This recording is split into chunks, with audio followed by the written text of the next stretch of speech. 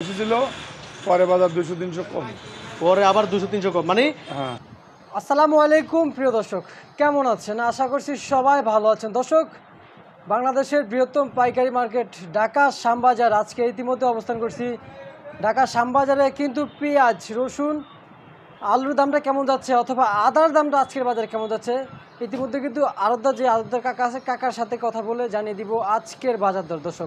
দর্শক আজকে পেঁয়াজের দামটা কিন্তু একটু কমতে দিকে, কিন্তু আমি বলবো না কমতে দিকে, কিন্তু কথা বলবো কাকার সাথে। কথা বলে কাকা কি বলে আমরা ওইটা আগে জেনে আসি, বাজার কি কমছে না বাড়ছে। দর্শক বন্ধুরা সঙ্গে থাকেন, সরাসরি কথা বলবো। ওয়ালাইকুম আসসালাম। কেমন আছেন? আলহামদুলিল্লাহ। শরীর স্বাস্থ্য কেমন আছে আপনার? আলহামদুলিল্লাহ, আল্লাহ পাক ভালো। কাকা এই ঠিকানাটা যদি বলতেন আমাদেরকে, আপনাদের এই ঠিকানাটা। মিসাজ আমজাদ ট্রেডার্স, শ্যামবাজার, ঢাকা। শ্যামবাজার, ঢাকা। আজকে নাকি পেঁয়াজের বাজার একবারেই 10? বেচাকেনি একটু কম, বেচাকেনি নাই একদম। পেঁয়াজের বাজার কম না বেশি? একটু কম, বেচাকেনি কম। একটু না অনেক কম? অনেকটা বলতে বেচাকেনি সকালবেলা হাটে গেছে, অতি ফার্স্টে বাজার বেশি গেছিল, পরে বাজার একটু কম গেছে 200। এখনো তো সকালবেলা না, ভোরে মানে যেটা ভোর, ভোরের পরে ওই যারা আপনার ফজরের নামাজ পড়ে পড়ে হাটে পেঁয়াজ ওই নিয়ে সময় আসে। 200 বেশি ছিল, পরে বাজার 200-300 কম, পরে আবার 200-300 কম মানে হ্যাঁ 2-1 ঘন্টার ব্যবধানই পেঁয়াজের দাম আবার কমে গেছে। 200 কম। কি একটা অবস্থা! পেঁয়াজের বাজারটা ঘন্টায় ঘন্টায় পরিবর্তন না? হ্যাঁ, এই কাঁচামাল খাইতেছে না, কমে যেতেছে, খাইতেছে বাইরে। গতকালকে তো প্রচুর বৃষ্টি হয়েছিল। হ্যাঁ, বৃষ্টির কারণে কালকে বেচানি ছিল না। আপনাদের ঘরে কি পানি উঠছিল?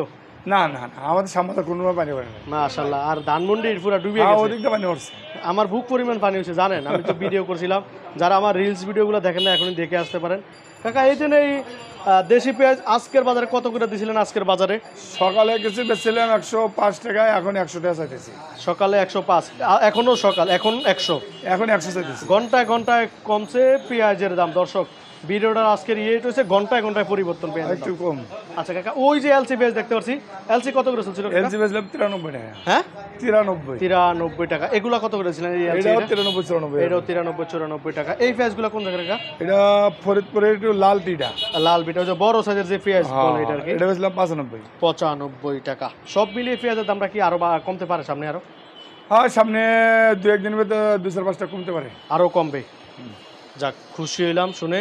আমাদেরকে একটু ওই যে চায়না আদা, এই আদার বাজার কত করে চলছে? আদার বাজার একটু কম, বেচলাম 135 টাকা। 135 টাকা আদার বাজার। এগুলা তো চায়না না? চায়না ছোটটা। চায়না ছোটটা, বড়টা তো নাই। বড়টা আমার কাছে নাই, ওটা বিক্রি হয় 60-65। 60-65 টাকা। আপনারা কি ইম্পোর্ট করেন চায়না থেকে? না, আমরা কোনো ইম্পোর্ট করে কি খাতুনগঞ্জ?